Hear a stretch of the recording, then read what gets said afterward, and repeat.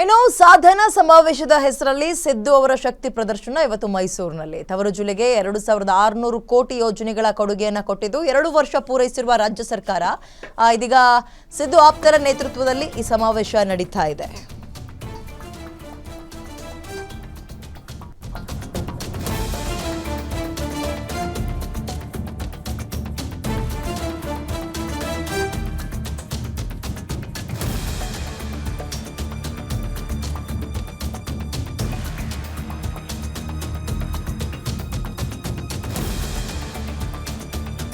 ಸಮಾವೇಶದಲ್ಲಿ ಮೈಸೂರು ಚಾಮರಾಜನಗರದ ಶಾಸಕರು ಮತ್ತು ಸಚಿವರುಗಳು ಕೂಡ ಭಾಗಿಯಾಗ್ತಾರೆ. ಸಾಧನಾ ಸಮಾವೇಶದಲ್ಲಿ ಖರ್ಗೆ, ಡಿಸಿಎಂ ಡಿಕೆ ಶಿವಕುಮಾರ್ ಕೂಡ ಇರ್ತಾರೆ.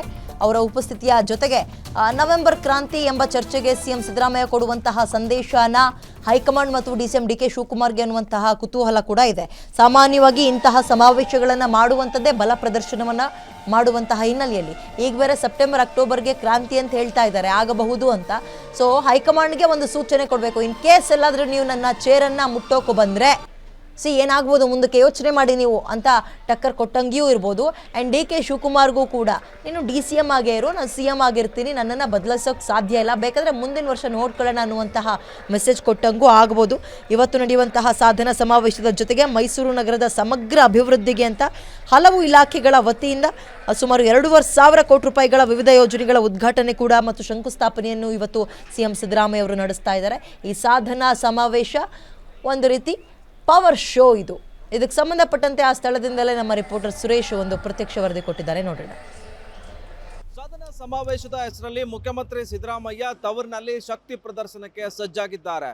ಹೀಗಾಗಿ ಮೈಸೂರಿನ ಮಹಾರಾಜ ಕಾಲೇಜು ಮೈದಾನದಲ್ಲಿ ಸಿದ್ದರಾಮಯ್ಯ ಅವರ ಶಕ್ತಿ ಪ್ರದರ್ಶನಕ್ಕೆ ವೇದಿಕೆ ಕೂಡ ಸಜ್ಜಾಗಿದ್ದು 2 ವರ್ಷ ಯಶಸ್ವಿಯಾಗಿ ಪೂರೈಸಿರುವ CM ಸಿದ್ದರಾಮಯ್ಯ ಅವರ ಸರ್ಕಾರ ನವೆಂಬರ್ ಕ್ರಾಂತಿಯಲ್ಲಿ ಮುಖ್ಯಮಂತ್ರಿ ಸಿದ್ದರಾಮಯ್ಯ ಅವರು ಬದಲಾಗ್ತಾರೆ ಅನ್ನೋ ಒಂದು ಊಹಾಪೋಹಗಳಿಗೆ ಈಗಾಗಲೇ ಉತ್ತರ ಕೊಟ್ಟಿರುವಂತಹ CM ಸಿದ್ದರಾಮಯ್ಯ ತವರಿನಲ್ಲಿ ಮತ್ತೊಮ್ಮೆ ತಮ್ಮ ಶಕ್ತಿಯನ್ನ ಸಾಬೀತುಪಡಿಸುವ ಮೂಲಕವಾಗಿ ಹೈಕಮಾಂಡ್ಗೆ ಜೊತೆಗೆ ಮುಖ್ಯಮಂತ್ರಿ ಗಾದಿಗೆ ಏನು ಕುರ್ಚಿಗೆ ಟವಲ್ ಹಾಕಿರೋರಿಗೆ ಸ್ಪಷ್ಟವಾದ ಸಂದೇಶವನ್ನು ರವಾನೆ ಮಾಡ್ತಾರ ಅನ್ನೋದು ಈ ಒಂದು ಸಮಾವೇಶಕ್ಕೆ ಸಂಬಂಧಪಟ್ಟಂತೆ ಸಾಕಷ್ಟು ಕುತೂಹಲವನ್ನು ಹೆಚ್ಚಿಸಿದೆ. ನಾನು ಮೈಸೂರಿನ ಮಹಾರಾಜ ಕಾಲೇಜು ಮೈದಾನದ ಬೃಹತ್ ವೇದಿಕೆಯನ್ನು ನೀವೀಗ ಏನು ನೋಡ್ತಾ ಇದ್ದೀರಾ. ಮೈಸೂರಿನಲ್ಲಿ ಮುಖ್ಯಮಂತ್ರಿ ಸಿದ್ದರಾಮಯ್ಯನವರು ಸಾಧನಾ ಸಮಾವೇಶದ ಹೆಸರಿನಲ್ಲಿ ಈ ಒಂದು ಬೃಹತ್ ಸಮಾವೇಶವನ್ನು ಹಮ್ಮಿಕೊಂಡಿದ್ದಾರೆ. ಸ್ವತಃ ಮುಖ್ಯಮಂತ್ರಿ ಸಿದ್ದರಾಮಯ್ಯ ಅವರು ಡೆಲ್ಲಿಯಲ್ಲಿ ಕುಳಿತು ನಾನೇ 5 ವರ್ಷ CM ಆಗಿರ್ತೇನೆ ಅನ್ನೋ ಒಂದು ಹೇಳಿಕೆಯನ್ನು ಕೂಡ ಕೊಟ್ಟಿದ್ರು.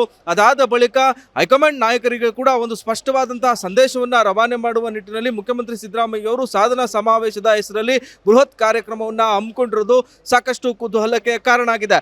ಇದೇ ಮೊದಲ ಬಾರಿಗೆ ಮುಖ್ಯಮಂತ್ರಿ ಸಿದ್ದರಾಮಯ್ಯ ಅವರು ಈ ಒಂದು ಸಮಾವೇಶದಲ್ಲಿ ಬೃಹತ್ 200 ಮೀಟರ್ ಉದ್ದದ ಒಂದು ರ್ಯಾಂಪ್ ಅನ್ನ ನಿರ್ಮಾಣವನ್ನ ಮಾಡಿದ್ದಾರೆ. ಇದರ ಉದ್ದೇಶ ಏನು ಅನ್ನೋದು ಕೂಡ ಸಾಕಷ್ಟು ಕುತೂಹಲಕ್ಕೆ ಕಾರಣ ಆಗಿದೆ. ಯಾಕಂದ್ರೆ ಸಿದ್ದರಾಮಯ್ಯ ಅವರು ಸಂಕಷ್ಟದಲ್ಲಿದ್ದಾಗೆಲ್ಲ ಕೈ ಹಿಡಿದಿರೋದು ಅವರು ಮಾಡಿರ್ತಕ್ಕಂತಹ ಸಮಾವೇಶಗಳು.